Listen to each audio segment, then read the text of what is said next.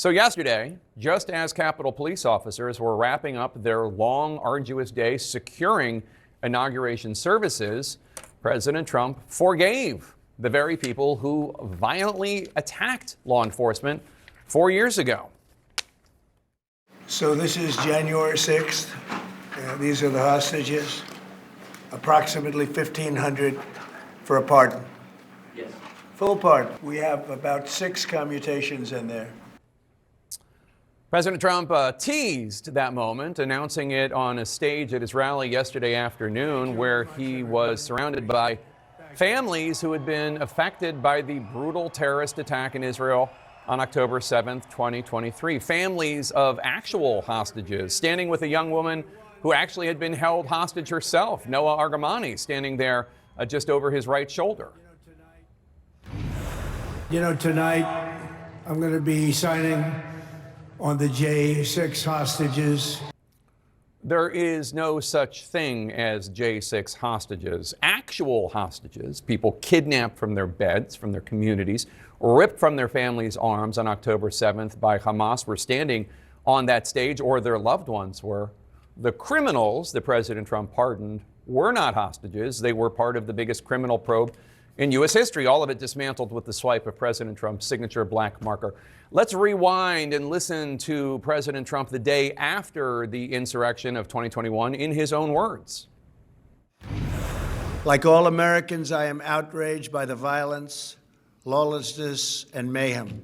To those who engaged in the acts of violence and destruction, you do not represent our country.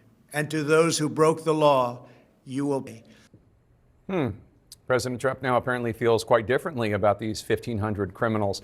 The Trump transition had promised, as recently as yesterday morning, a careful case-by-case analysis before the president issued any pardons. That, of course, did not happen. And here are some of the people Donald Trump just released onto the streets. We'll start with Oath Keepers leader Kelly Meggs, seen here marching in formation in military gear, infiltrating the Capitol. Freed. Oath Keeper founder Stewart Rhodes, whom prosecutors say stockpiled weapons prior to the Capitol attack. Freed. Proud Boys member Dominic Pizzola's sentence was commuted, seen here smashing a window with the police riot shield. So were former Proud Boys leaders Joe Biggs and Ethan Nordean. Biggs, now out of prison, is speaking in the next video. You're going to see Nordean to the left in the sunglasses. So we just stormed the fucking Capitol, took did. the motherfucking place back. Those were the commutations. Here are some of the people who were pardoned.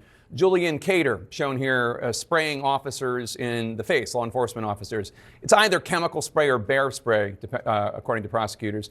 Those he sprayed included, by the way, the late U.S. Capitol Police officer Brian Sicknick. Cater later pled guilty to assaulting officers with a dangerous weapon, sentenced to 6 years in jail.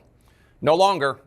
Matthew Kroll, the person in the red hoodie charging towards law enforcement officers, stealing one of their batons, described as one of the most active instigators of violence that day, according to the Justice Department, also pardoned. Robert Palmer, a Florida man who attacked police with a fire extinguisher, a wooden plank, and a pole, also pardoned. 2 rioters were released from jail last night, brothers Andrew Valentine and Matthew Valentine, convicted of felony assault, sentenced to prison just last week, pardoned. Andrew, seen here also grabbing a police officer's baton. Both brothers got out of their 2.5-year prison sentence. Remember, President Trump called January 6th, quote, a day of love. But many in his own party still do not see it that way. Here's his own vice president, J.D. Vance, about a week ago. If you committed violence on that day, obviously you shouldn't be pardoned. And there's a little bit of a gray area there. If you committed violence on that day, obviously you shouldn't be pardoned. Obviously. Not obvious to everyone, I guess. Manu, several Senate Republicans told you and other CNN colleagues that they were not on board with President Trump's sweeping pardons for January 6 rioters, including people who violently attacked police. Yeah, this went much further, Jake, than a lot of Republicans believed. In fact, a lot of them believe what J.D. Vance said just days ago, that this would be pardons for non-violent offenders, not those violent offenders. Many of them did not think a blanket pardon was coming. Well, in fact, it very much did. We heard some sharper criticism from some senators who voted to convict Donald Trump in the impeachment trial in the aftermath of the January 6, 2021 attack. One of them, Senator Bill Cassidy from Louisiana, told me, he said, I'm a big back the blue guy. He said, if they do the crime, they should do the time. Senator Lisa Murkowski, a Republican of Alaska, said, I do fear the message that is sent to these great men and women that stood by us, referring to the U.S. Capitol Police. Now, that's not the view that has been universally shared. Some Republicans sidestepped the question, including the Senate Majority Leader, John Thune, who told me he's looking into the future, not the past, despite his own serious concerns that he has said in the past about January 6th. Others pointed the finger back at Joe Biden, contending that the president, the former president, opened the door for these widespread pardons, given the way he handled the pardon process, including pardoning his family in the final hours of his presidency. And other Republicans defended Donald Trump, including Senator Jim Banks, a freshman from Indiana, who told me that this is what President Trump campaigned on, that he would pardon these prisoners. He won his election bid, and so he has essentially the right to do that, especially given his constitutional right to do it. So, Jake, the reaction has been across the board, but some Republicans, including the ones who've been more critical about Donald Trump over all this, are alarmed about his move.